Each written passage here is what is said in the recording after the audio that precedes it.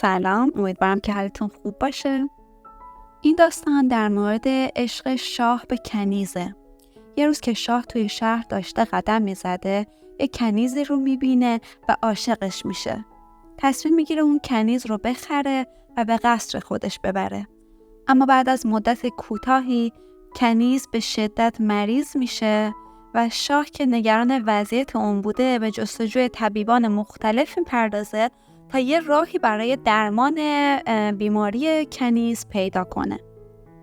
اما با وجود تلاش‌های فراوانی که طبیبان میکنن نمیتونن بیماری کنیز رو درمان کنن. تا اینکه یه شب که شاه تصمیم میگیره از خدا درخواست کمک بکنه که عشقش رو نجات بده، توی خواب یه پیرمردی سراغش میاد و بهش میگه که تو فردا مهمانی خواهی داشت که اون مهمان میتونه بیماری عشق تو رو، بیماری این کنیز رو درمان کنه. صبح که میشه و شاه از خواب بیدار میشه، منتظر رسیدن اون مهمان میمونه. بهش خبر میدن یه حکیمی اومده و میخواد شما رو ببینه. شاه که منتظر این مهمان بود و اون رو تو خواب دیده بود، مثل یک درویش سراغ این مهمان میره. شاه که اون حکیم رو از جانب خدا برای نجات کنیزش میبینه، ازش میخواد تا عشقش رو نجات بده. حکیم بیمار رو ملاقات میکنه و از همه و حتی خود شاه میخواد که اتاق رو خلوت کنن تا سوالاتی رو از کنیز بپرسه و اون رو مداوا کنه. اول از همه حکیم از این سوال شروع میکنه از کنیزک که تو اهل چه شهری هستی؟ چون دوای درد هر شهری متفاوته. کنیز هم جوابشو میده. بعد ازش میپرسه که تو وقتی از شهر خودت بیرون اومدی به چه شهرهایی رفتی؟ اون هم به نوبت اسم شهرهایی که رفته رو میگه و حکیم میبینه که وقتی کنیز در حال جواب دادن به این سوالاته، هیچ تغییری در حالاتش به وجود نمیاد. تا اینکه بعد از گفتن اسم شهرهای مختلف به شهر سمرقند میرسه. وقتی کنیز سمرقند رو میشنوه، رنگ و رخسارش تغییر میکنه و قرمز و زرد میشه. اینجا حکیم متوجه میشه هر مشکلی هست مربوط به شهر سمرقند بوده. شروع میکنه از حرفه‌های مختلف، از آدم‌های مختلفی که توی سمرقند میشناسه از کنیز پرسیدن، تا اینکه به اسم یه زرگر میرسه و میبینه حال کنیز بدتر میشه و رنگ و روش بیشتر تغییر میکنه.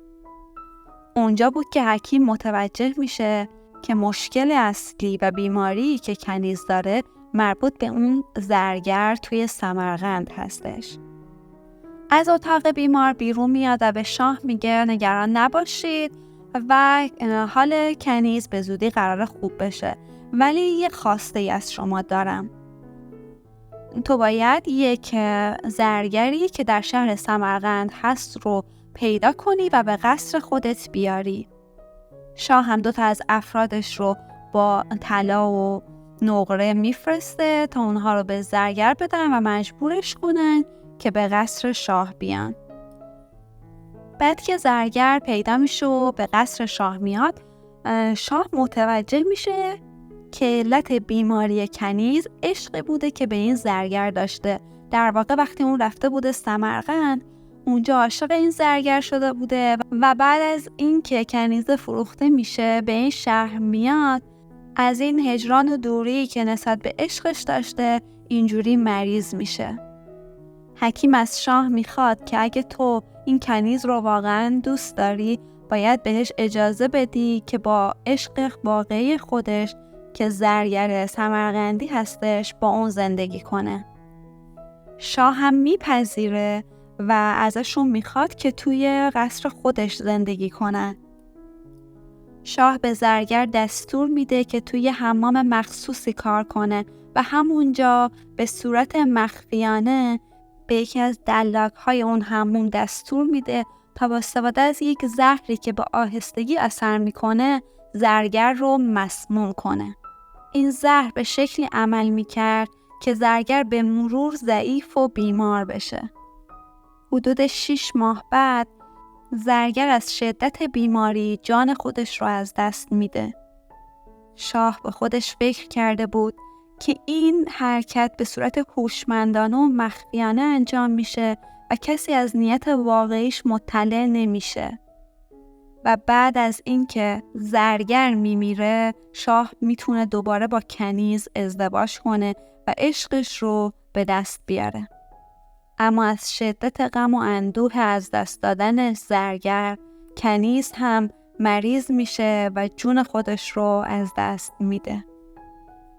این داستان در مثنوی معنوی مولانا اومده، اما سعدی در گلستان خودش میگه علت این که شاه زرگر رو کشته فقط حسادت بوده و خواسته خودش به عشقش برسه. اما تعبیری که خود مولانا در کتابش داره اینه که علت کشتن زرگر این بوده که خود کنیز از دلبستگی دنیوی و هواهای نفسانی که زرگر نماد اون بوده نجات پیدا کنه. در واقع اون رو میخواسته برای کمک به کنیز انجام بده و از خواننده میخواد که قضاوت نادرستی از شاه نکنن. اما شما چه فکری میکنین؟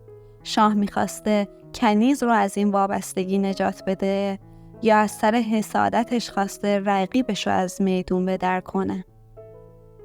ممنون که به ما گوش دادید. ویدیو رو لایک کنید و کانال رو برای حمایت از ما سابسکرایب کنید.